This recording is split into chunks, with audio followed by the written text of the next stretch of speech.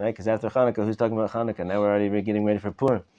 But there's a machloket in the Gemara, as you guys know, between Beit Shammai and Beit Hillel, how we should light Hanukkah candles. Beit Shammai says we start off on the first night lighting 8 candles, and then we go down each night until the last night. We count how many days we still have of Hanukkah. So the first night we have 8 days, second day we have 7, right? How many days are left? So we don't do that. We do like Beit Hillel. Beit Hillel says we moisif v'holech. We count and we add it every day, right? Because really the mitzvah of lighting Hanukkah candles is one candle per night. If a person is stuck on an island and he only has 8 candles, so that's his mitzvah. Each night just to light 1 candle, right? So that night, each night's candle is just that 1 candle, really. So what are the other candles that we're lighting? So Beit Hillel, so the Kedusha slave here, Levi Yitzchak Miberditchev, explains like this.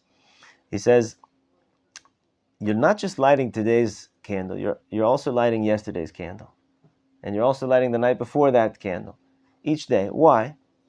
Because you have to know that when it comes to physicality, I'm expanding in my own words what the Kedusha slave says, but when it comes to physicality, if I today earned $100, tomorrow earn another $100, $300, it adds up after, right?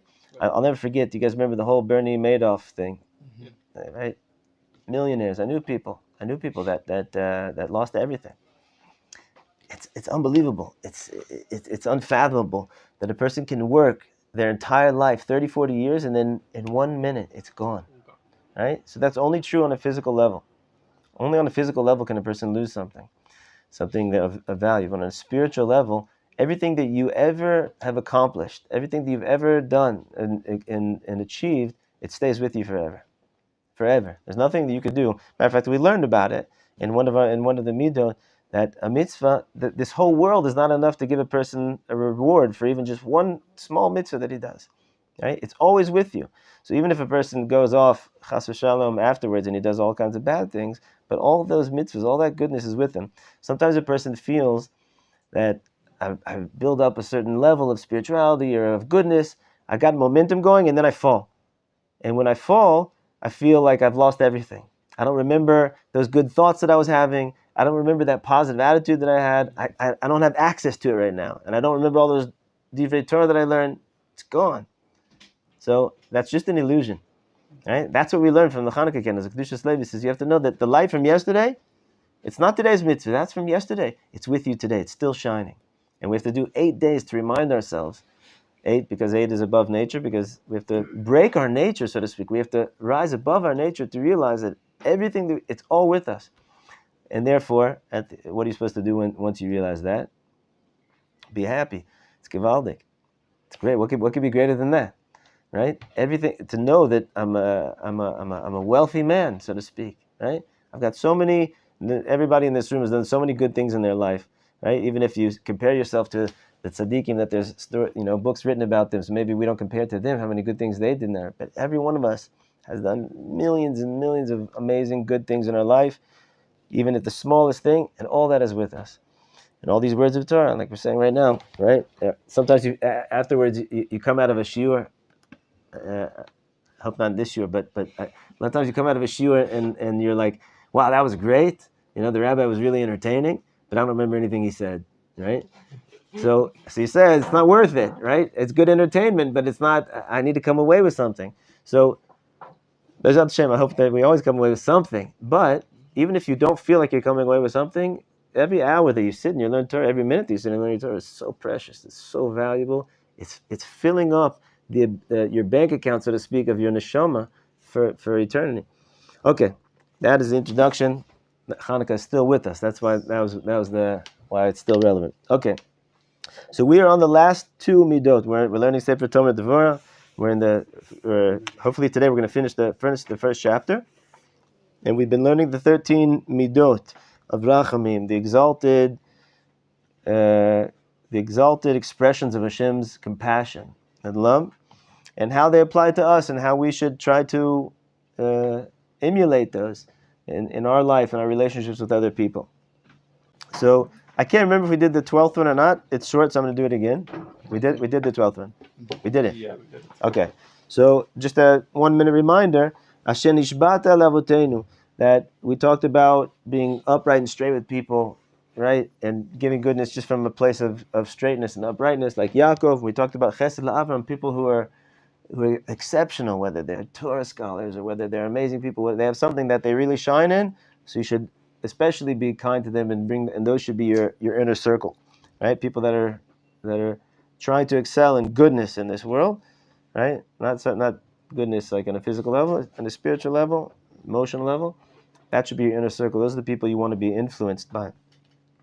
And then the 12th one that we said last week was Asher Nishbata Lavotenu, that you have sworn to our fathers, that you promised to our fathers. And this is when a person doesn't have any merit on their own, right? And it's in the merit of their fathers.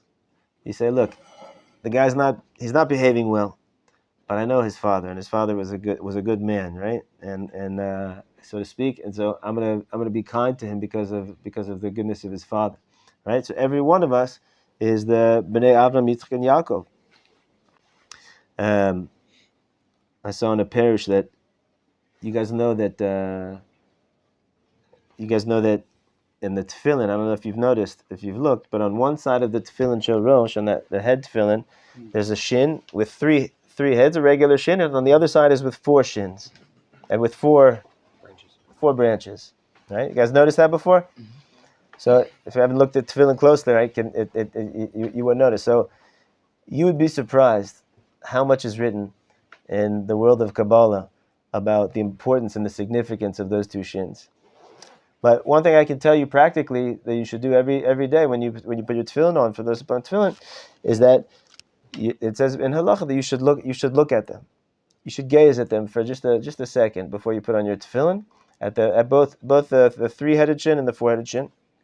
But one of the things that the Shlach Kodesh says about the three-headed shin is that it represents the three avos, Avram, Yitzchak, and Yaakov. And so I saw a parish on Devorah that said that the Baal Shem Tov teaches that underneath all the different elements of your life, you have your personality, you have your actions, you have your thoughts, you have your relationships, you have your work, you have this whole thing that's called you, right? Your identity. And underneath all that is just one little point, one little dot, so to speak, one little core essence of who you are. And then we have passed down that a yud, even though if you look at a yud it looks like a little chupchik, but really a yud is just a dot, meaning the essence of the yud is just a dot. It's a small letter, even though it has a crown on it, but it's really just a dot. And in halacha, if it just draws it a dot, that's a yud and that's kosher, right? And in Kabbalah it always refers to a yud as just a single dot. And so in a yud, it stands for a Yehudi, right? For Yisrael. The essence of our soul is this one little dot of purity. That nothing in the world can ever change that purity. Nothing can taint it, no matter what he's done in his life, even if he's gone to the farthest depths, right? He can never taint it. And that's, going back to Hanukkah, it's represented by that one single jug of shemen, of oil, that was still sealed with the seal of the Kohen Gadol. All the Sfarim Kedoshim, Rav Kook talks about it. They say that represents this place inside of our soul that's just untouchable. When I say untouchable, it's untouchable that it can't be tainted. It can't be made. It can't be, even if a person's speech can be tainted terribly, a person's thoughts can be tainted terribly, a person's actions, right? Can have a lifestyle that's, the opposite of good, right? But that one place can never be tainted, right? And even if he's never ever been in touch with that place, we have to believe that exists. That's our tradition, right? And therefore, the Baal Shem Tov talks about how we should relate to other Jews, dafka from that place, and he calls it the Pinta Le'id, the Nekudat Yehudi, the point of Jew inside of himself, the point. So where does a person get that point? So I saw a commentary that said here in this commentary right here, the Sefer Vayomer Moshe on Talmud Devorah, and he says from on that three-headed shin, what's on the top of the shin is three yuds. If you look at it, right, those three yuds, that's Avram, Yitzchak, and Yaakov, and that's passed down to you in your DNA, your spiritual DNA, right? And this is true also in certain sense, even more so of a Ger Tzedek, right? Because a Ger Tzedek, we know, skips the whole 40 generations of this is the son of this, and he's the son of this, and it goes straight to Avram, right? But that's the essence of a Jew's neshama, and he gets it from there. And therefore, that's connected to this midah of Hashem nishbata labotenu, that Hashem swore to our fathers that He's going to bestow kindness upon us. And so, therefore, even if a person himself, from the minute he came into this world until now, he has no merit on his own, right? It's very hard to imagine a person, right, that could be that, that foregone. And nonetheless, Hashem has compassion for them because He has that pintel yid, He has that point of yid inside him, and he has what's called, like we talked about last time, zchut avot, right? The merit of the fathers, which many times stands for a person and protects a person in their life, right? A lot of times this midah is a midah that the other Sfarim say that is used a lot, so to speak, in the heavenly running of our lives. This midah is one that is we find a lot that Hashem says, because he's a ben Avram, Yitzchak, and Yaakov, I'm going to save him, right? And therefore us too, and that's where we left off last time, 2 weeks ago. That was 2 weeks ago, 3 weeks ago, 2 weeks ago. We said that we should also, if you're having trouble finding good in a person, at the very least, you don't find any redeemable character trait, action, right? Anything in their life, you could say, in the end of the day, this is a ben Avram, Yitzchak, and Yaakov, and I'm going to have compassion, because if I'm not compassionate towards him, if it's not going good for him, it's not good for the others, right? Which is also an amazing thing to keep in mind, which I don't think I mentioned last time, which is that we have many midrashim, many places in the Zohar Kadosh and Sfarim Kadoshim talk about how Avram, Yitzchak, and Yaakov are very involved in our lives today, right? They're rooting for us. They come to help us at different times. Their neshamas are pushing for us. They're davening for us, right? Sfarim say that when we go to daven, and when we say Elokei Avram, Elokei Yitzchak, that they come, their neshamas, so to speak, in the shul, davening with you, together with you, giving you strength. So they're very much involved in our lives, and they very much are aware. Like the Gemara says that the neshamas of those who have already passed are aware of what's going on in the world, and they're very aware of what's going on in our lives. I don't hope I'm not spooking anybody out with all that, but they're aware, and they're right. And so when we're not in a good way, they're not happy about it, right? And they're so to speak, they're wanting somebody to come and teach us, to bring us back in a good way. Like, you guys know the story of Rabbi Akiva, and he met I don't remember the whole story. There's a famous story in Rabbi Akiva in the Gemara that he came across a village, and he saw a young orphan boy, and he asked him his story, and he said, my father passed away, and this boy didn't know anything in Torah. So Rabbi Akiva taught him Aleph Beis, and he taught him Torah, and he taught the boy how to say Kaddish for the father. I think because the father came to him in a dream, right? Is that the story? The father came to him in a dream and told him, I left this son. And so Rabbi Akiva taught him. He said Kaddish for the father, and then the father came back to him in a dream and thanked him profusely, right? I have no idea what a chesed you did for me. So the fathers want the good, and that's what we should look for. So, and just the last thing I'll say about this until we get to the 13th midah, is that for those of you that were here, I don't know how many of you were here when we learned the piece in Likutei Moharan, way back when. We learned to turn Likutei Moharan from Rabbi Nachman, that one of the most fundamental pieces in Breslov teaching is to find the good points in ourselves and in others. And it's a very interesting language that he uses. You don't find in any other sefer. Nikudot tovot. Find that one small point. That one small point of good. And that is very much connected to what we're saying here. And there's that one point, that yud, right? Like in Yiddish, a yud is, that's that pintel yid, that place of that DNA inside it. Okay.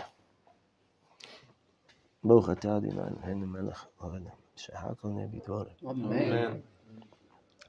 Now, gentlemen, for the 13th midah. Mimei kedem.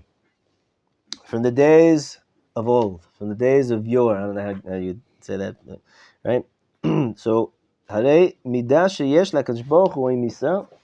So it says the Ramal Kadosh, this midah that Hashem has with Yisrael, kashetamaz zchut avot. This is when already the zchut avot, the merit of our forefathers, is already it ran out, so to speak, right? It all got eaten up, and there's none of that left, and the person himself doesn't necessarily have, right? So ukiyotze mayase. So what can Hashem do at this point? He doesn't have a merit in this person necessarily, and there's not even a zchut avot to help him out. It seems like he's what they say, up a creek without a paddle, right? V'arei mitzad atzmam enam agunim. They within themselves, they're not beseder, they're not worthy of having Hashem's compassion because of their actions or whatever. K'tiv, so the pasuk says in Yirmiyahu, Zacharti la chesed neurayich, right? One of the famous psukim from the Haftarah and Rosh Hashanah is Zacharti la chesed neurayich ahavat kelulotayich. Hashem says, I remember you, the chesed of your youth. I remember the chesed of your youth. Ahavat kelulotayich, and the love. This is a hard word to translate. Kelulotayich means of when you were a bridegroom, when you were a bride, right? Like when we were engaged, right, so to speak. When were we engaged with the Kodesh Baruch Hu? Mount Sinai. Right, Mount Sinai was the wedding. That was the wedding. Right, that was the wedding. So from Yetziat Mitzrayim, once we left Egypt until the receiving the Torah, Mount Sinai, right, 49-day period the 50-day period until we received the Torah, that was our engagement period with Hashem. So the rest of the pasuk, which he doesn't quote here, says, Lechtech acharai b'midbar. You came after me, you followed me into the desert and an uninhabitable land, right? What does that mean? It's like like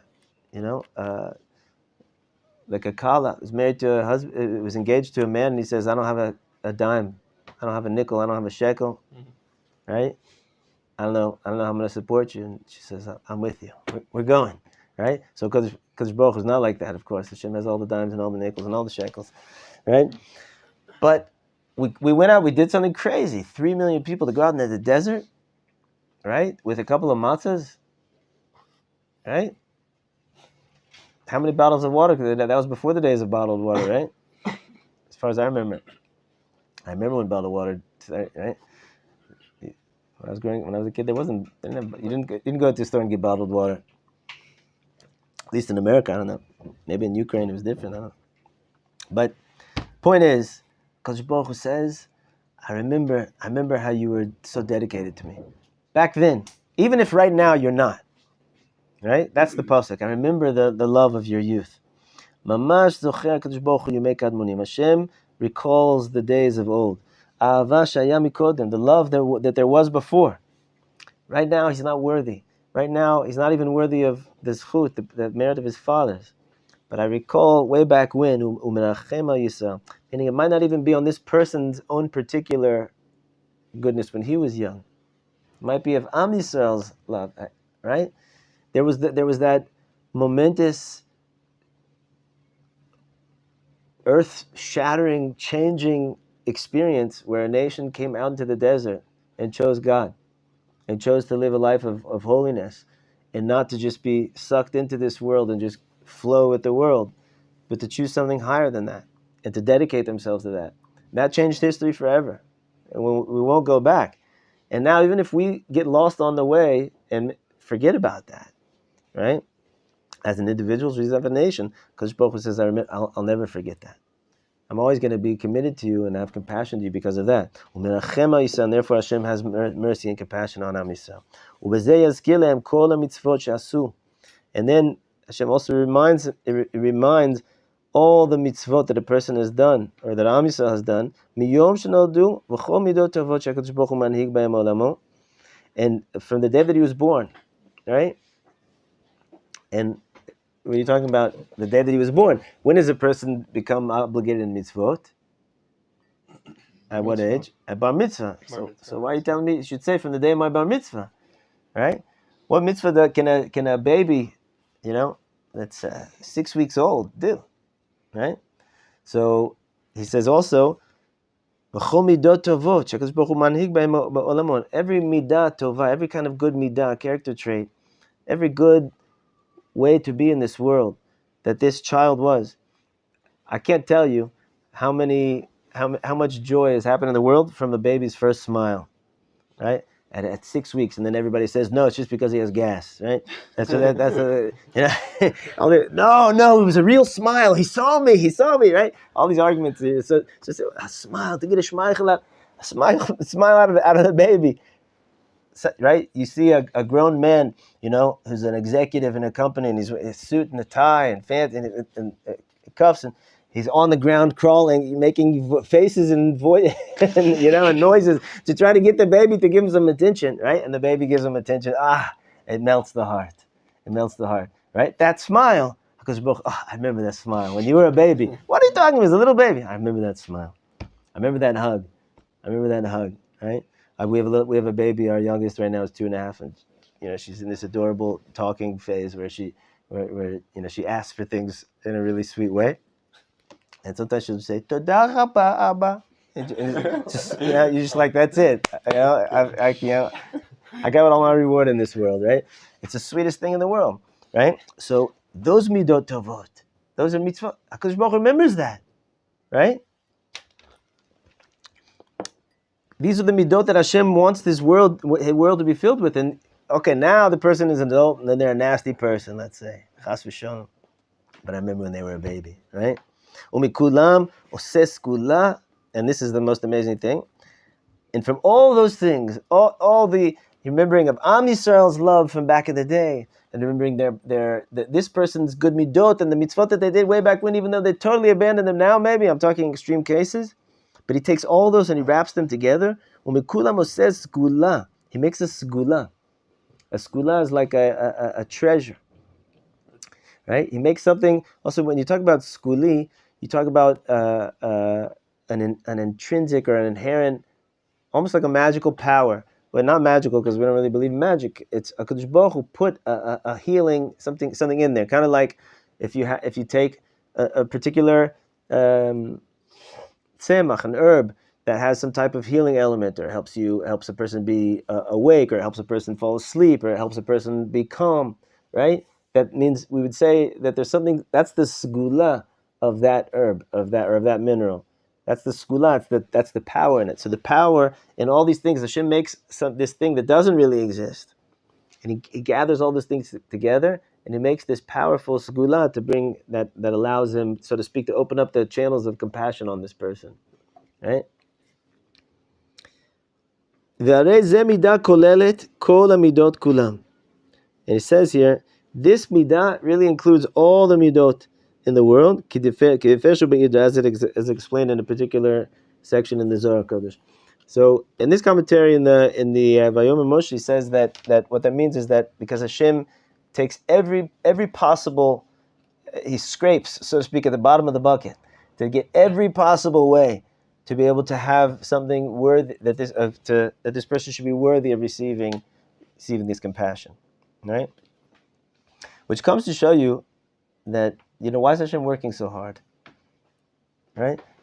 Give him compassion. He doesn't have anything, no redeeming value to him. Give him compassion. Right? Hashem could do that. Am I wrong? Shalom Aleichem. Baruch Hashem. I'm going to need to bring sunglasses next time. So, for sure. I made a ganze brocha on him. So, Hashem could do that. Hashem could say, you know what? You have no zchut avot, you have no redeeming value, you have no merit in yourself. From the day you were born, right? What they say, he has a face that only his mother could love. Even his mother couldn't love this one, right? From the day he came out, he was, right? What are you talking about? Hashem, you could open up the gates if you want. Doesn't Hashem want there to be compassion in this world? Gentlemen, this is what it comes down to. This is the nukud that comes down to. We're gonna conclude this parak now, and we're gonna see why all this is so relevant to our lives. It's so important, and this, in my opinion, can really change a person's entire direction in life. Hashem wants there to be compassion in this world, And if Hashem wanted to, He could make that have nothing to do with us. It's a free for all. Come and take, right? The Melech opens up, the king opens up his treasure house. He says, "Come and take." Right? Doesn't matter if you're good, if you're bad, if you're stepping on people or you're helping people. It makes no difference, because I want this world to be filled with kindness. Right? Hashem doesn't say that.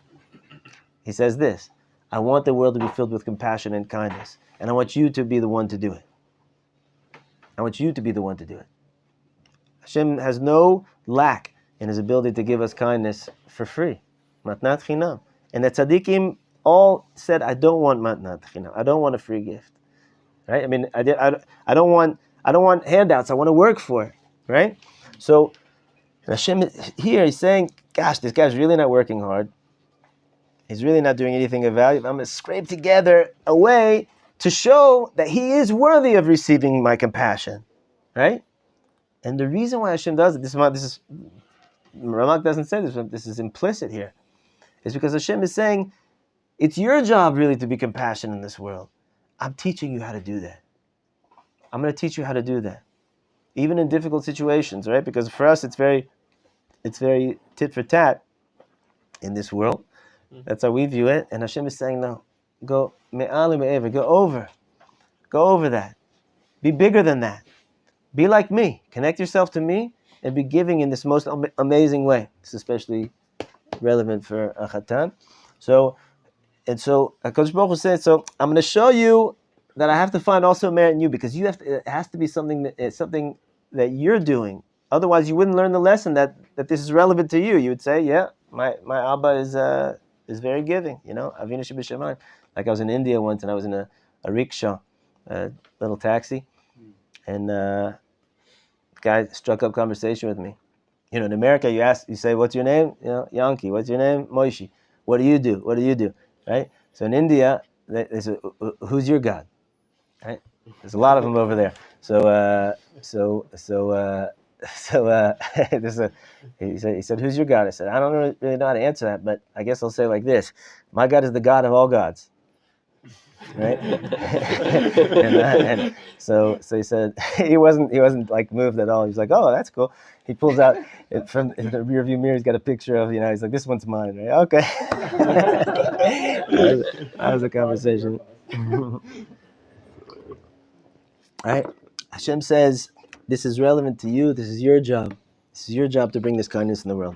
Okay, so let's see what the avodah is for this meeting, and then we'll go to the conclusion, which is, for me, is like my favorite part of the entire sefer. Not this paragraph, the next one. But here it says, Kacha adam yitaken hanagato im bnei adam. This is how you should establish your relationship with people, how you relate to people. Shafilu lo yimtza ma'ala me'elu hanizkarot. Even if you don't find any redeeming value in this person whatsoever. Yomar kfar haya sha'a kodem shelo chatu. No, you say this is what you said to yourself. I know that there was a moment in this person's life that they weren't sinning at that moment. Whether it was in that hour or in the Yamim HaKadmonim, the days of old, previous times before I knew them or before I met them, Hayuk, this person was kosher. This person was kosher, right? Even like you guys know, it says in the Gemara that every minute that you're silent, you're doing a mitzvah, because you're not speaking lashon hara.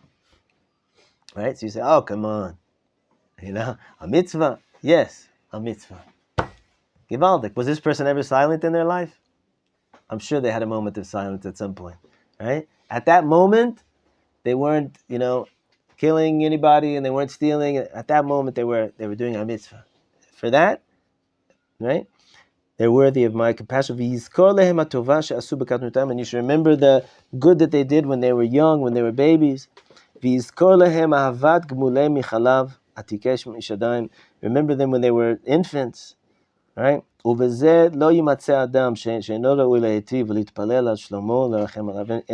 this midah, why this one encompasses all of them, is because this is kind of like the tribe of Dan. Dan was the tribe that traveled last, and they would pick up all the lost items, all the mitziot, all the lost articles that the other tribes in the desert would forget or would fall. They would pick them up and they would return them. So this is the midah that nobody gets left behind, right? The value yidach mimenu nidach. There's nobody, says the Ramak, if you look at it like this, there's nobody that's not worthy of you having compassion for them, of doing good for them, and to daven for their peace and for their goodness. You shouldn't, meaning that you should want good, because everybody gets collected in this one, right? Which is mamish. It's very, very chazak, and I can tell you in all my years of being a teacher and a therapist, to some degree I might use this midah more than others. Meaning sometimes when you're seeing a side of a person, which is a very difficult side of them, right? And I'm talking about difficult sides. People who are in really, really bad places. Sometimes it's hard to see anything redeemingly positive about them, right? When you realize this person was born, they were a baby, they were a helpless baby, right? All these types of behaviors that they learn, which are negative behaviors in their life, they learned them from somewhere. They were coping with something, they were dealing with something, they were trying to accomplish something, and they were very, very broken. And that's why they had to develop, right, these ways. Naturally, the pasuk says that Hashem made man upright. Our nature is upright. But because of the complications of this world, right, a person becomes himself complicated. I tell you guys a story about the what do you call it? Guy that writes for the newspaper. Journalist. A Jewish journalist came to Shkoyach. My brain didn't. That he came to Crown Heights in the 50s. I tell you guys a story. No, I don't think so. So this is an amazing thing, he was like doing a piece on Chabad Chassidim in those days, 50s or in the 60s. Those days, it was like, not that many people knew about Chabad before Chabad started having shlichim around the world, and this person was just smitten. He was just taken by the purity of the children, and so he asked the Rebbe. He had an interview with the Rebbe, and he asked the Rebbe, "What's different about these children? I can't put my finger on it. There's something different." So the Rebbe said something that I never understood. I still don't think I fully understand it, but I think I have a little bit of an idea now.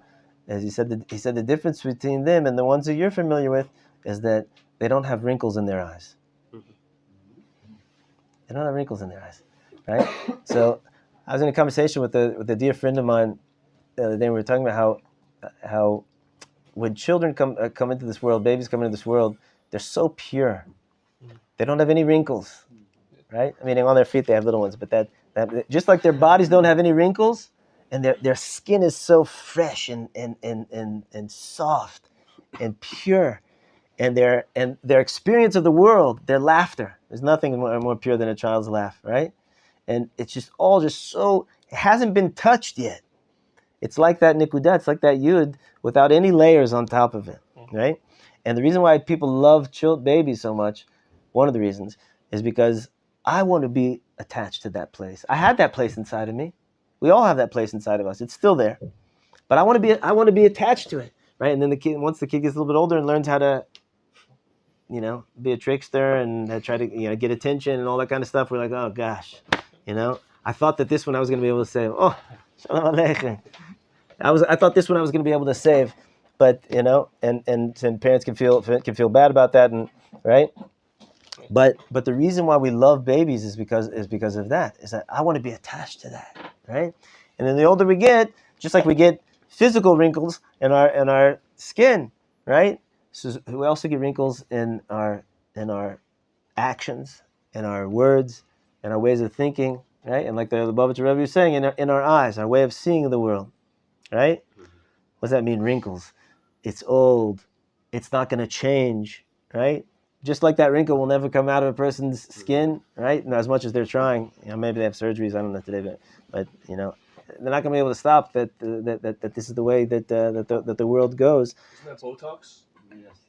I don't. Is that that's for wrinkles? That's what they get. That's what they get. Does it work? It work? I think so. Until it dies down. Yeah, no problem. Yeah. Okay. You can't fight. I'll tell you why you can't fight it. The whole industry called anti-aging industry. There's something about it that just rubs me the wrong way.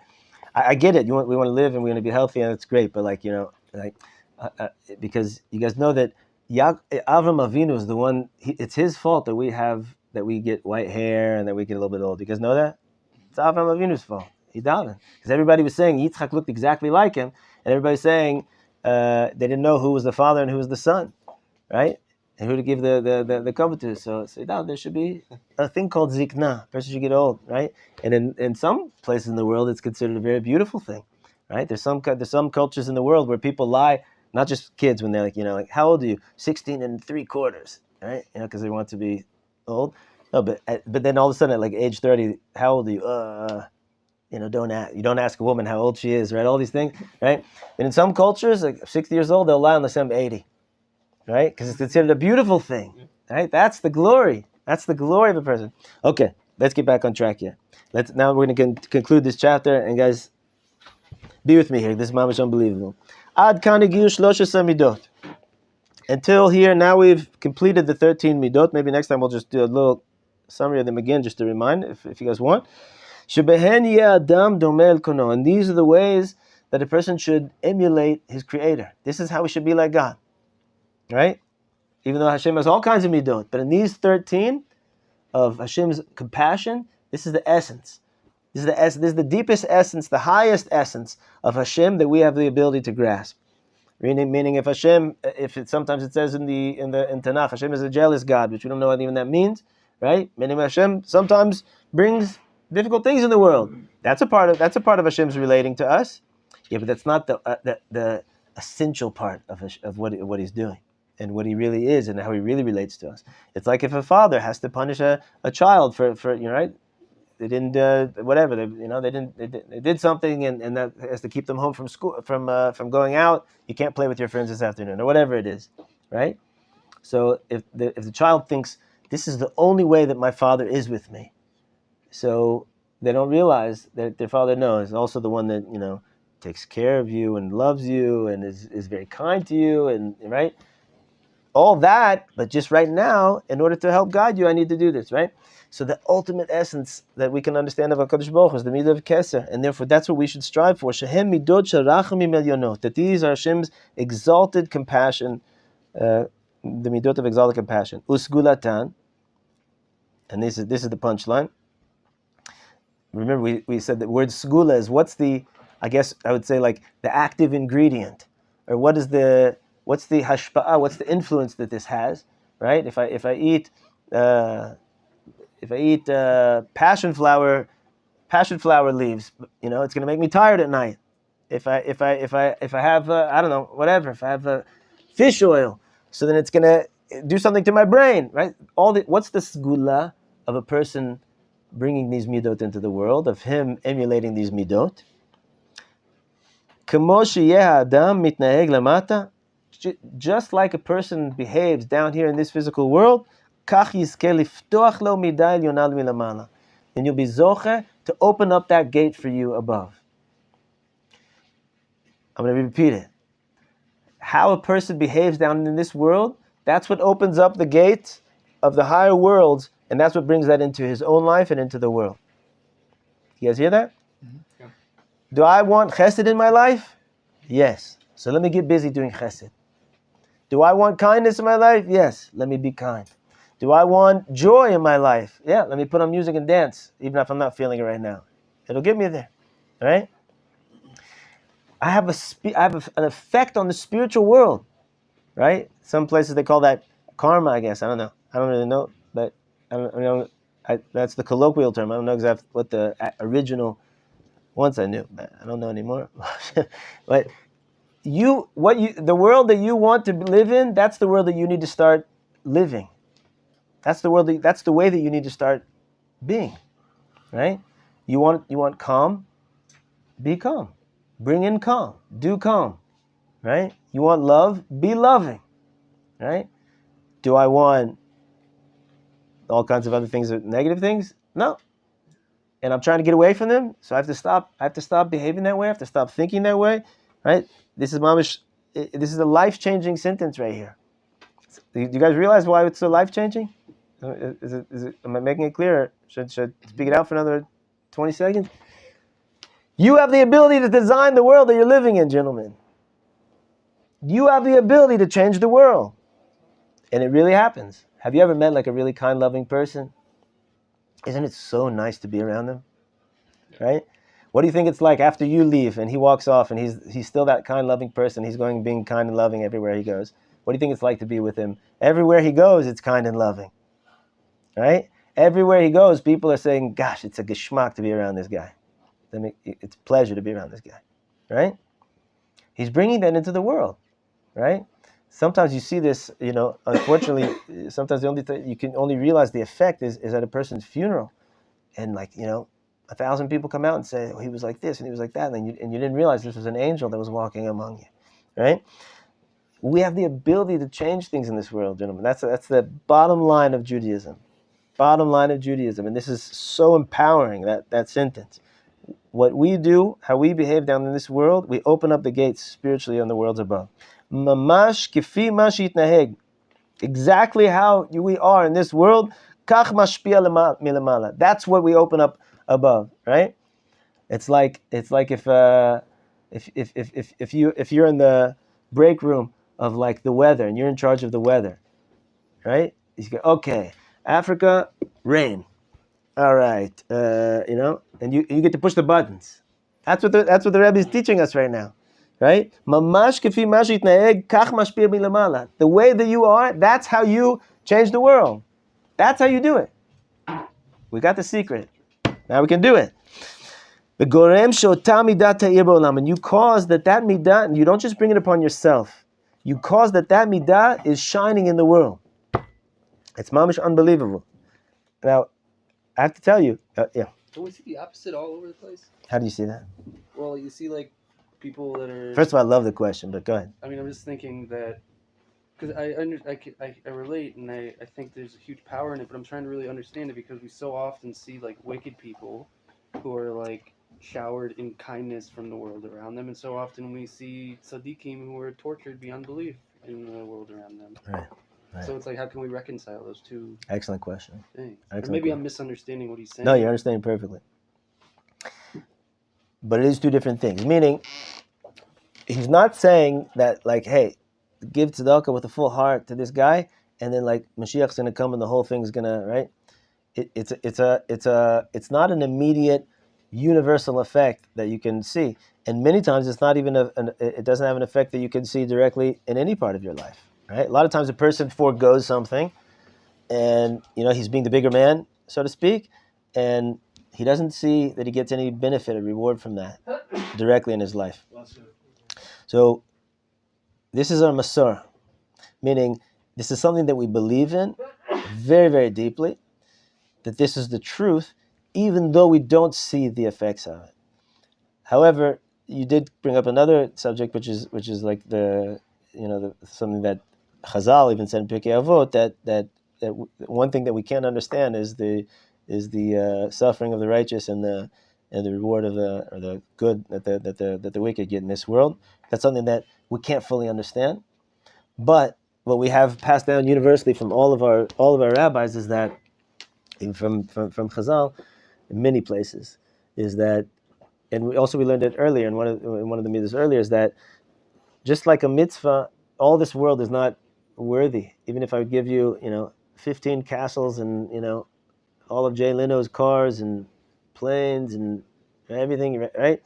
That's not enough to give you reward for even one mitzvah in this world. And Rishaim, so for tzaddikim, it's all waiting for them, right? It's hard to wait, right? It's hard to wait. We want to hear, right? But for Rishaim, Hashem gives them the little good that they've done in their life. He gives them the reward in this world, so that at the end of this, once he's finished with his 120, he already got his reward, because since he dedicated his life to evil, whether willing or unwilling, right, whether conscious or not, right, he was being destructive in Hashem's world. He was doing the opposite of what Hashem is trying to bring in the world, and so Hashem doesn't want him to have any of the eternal rewards. So he makes sure to give him as much as he can, so to speak, in this world, so he's fully paid off, and that way he's done. Right? That's the answer that we have. It's intellectually satisfying, but experientially difficult, right? So, however, I will say that we're talking on an individual level, like I was saying, on an individual level, how you see like the kind and loving person wherever he goes, there's kind and loving going on, right?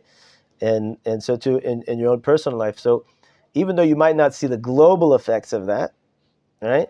So we do believe that there's a global effect, and we believe that even if I'm on a desert island all by myself, and I'm thinking positive thoughts about God, I'm actually bringing godliness and emunah into the world. We believe that, even if we don't see it. But you can actually see the effects of this in your own life, right? Very, very clearly, right? When you bring in these midot, imagine if we would do an experiment. You know, how many of us are in here? We take these 13 midot. We say for the next week, you take this one, you take this one, you take this one. And we're all going to do it, and we're one-dimensional thinking. That's all I'm doing this week, right? My goals in learning are on pause. I'm still learning, but that's not my goal. My goal is to just bring kindness, right? Even if you do it, it would be a great experiment, right? Probably forget now between now and lunch, but if all you guys sit together at the table in the lunchroom and say, right now, just for like 10 minutes, we're just going to do 100% strict kindness. We're only going to think positive thoughts about each other, right? Negative thoughts, we push out. They're going to keep coming. We push them out. We're going to be giving to each other. We're going to be loving each other, right? You'd probably explode with holiness. I don't know what would happen, even 10 minutes of such a thing would be like, right? Imagine what a world it is to live like that. In marriage, I always talk about a positive forward feeding cycle. When a person's in a marriage and they're having a difficult relationship and they're doing actions that are negative, actions that have a bad influence on a relationship, so it brings out the worst in it. If they start doing positive things, I'm saying it in a very simplistic way, of course, but positive things feed more positive things. If you're kind to me, I want to be kind back to you, right? There's another rule here that he doesn't discuss that Shlomo Melech taught us. K'mayim panim b'panim, ken lev adam el adam.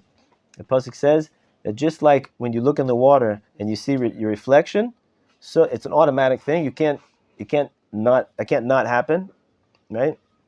So too, when what's in the heart of one towards another, one man towards another, the other, it brings out that in the other man, right? You ever walk into a conversation and the person's talking and they're full of some type of emotion, and it's like what's the word, medabek, contagious, right?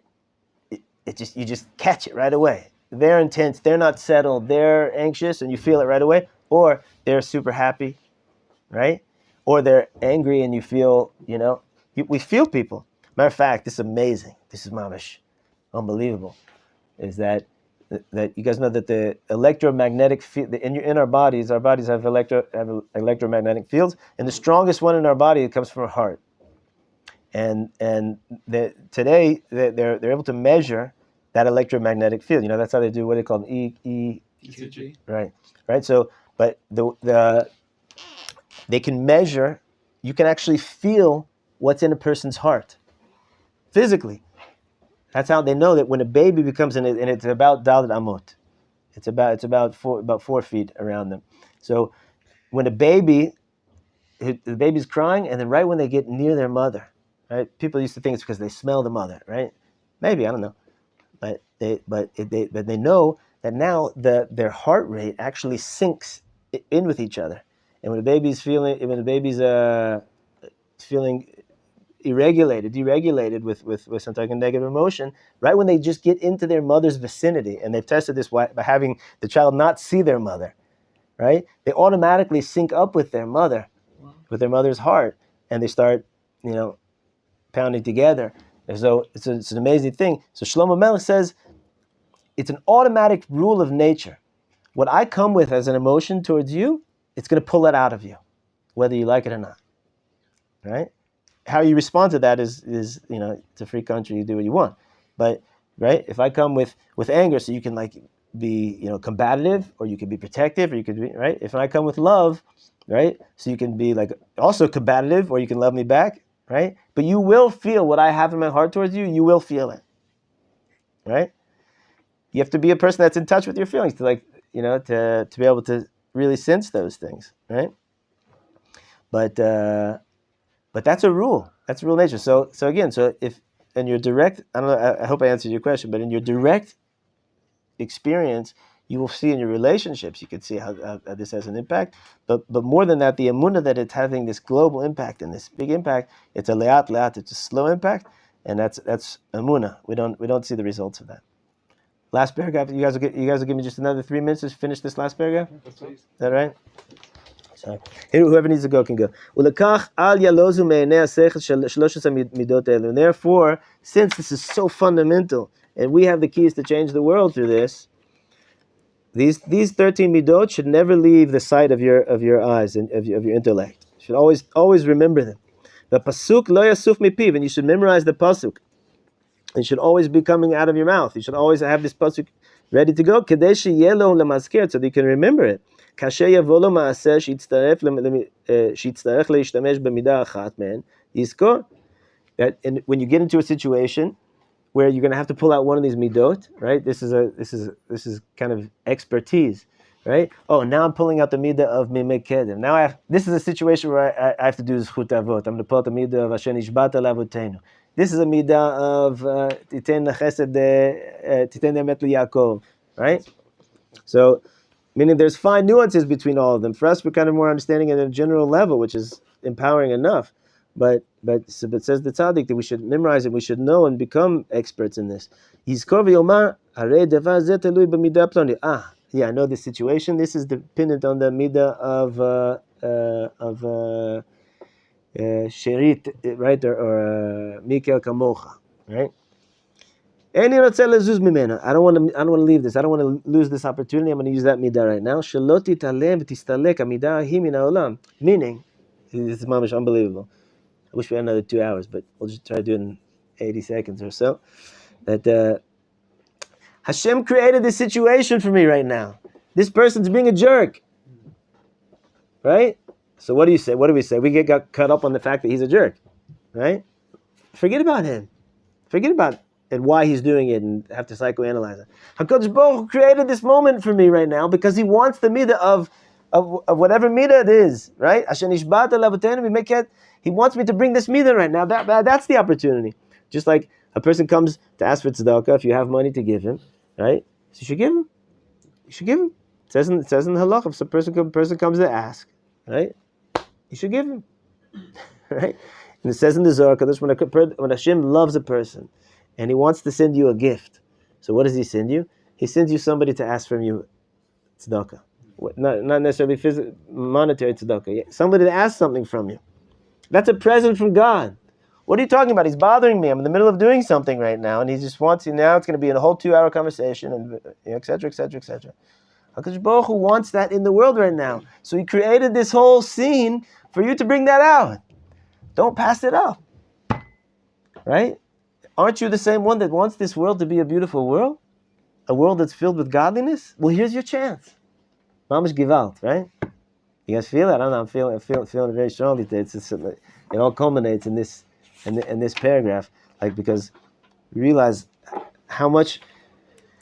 Remember the story of the guy in the Belzer Shul who was there and making a seat for everybody that didn't have a big shtreimel, right? So we all have to be that guy.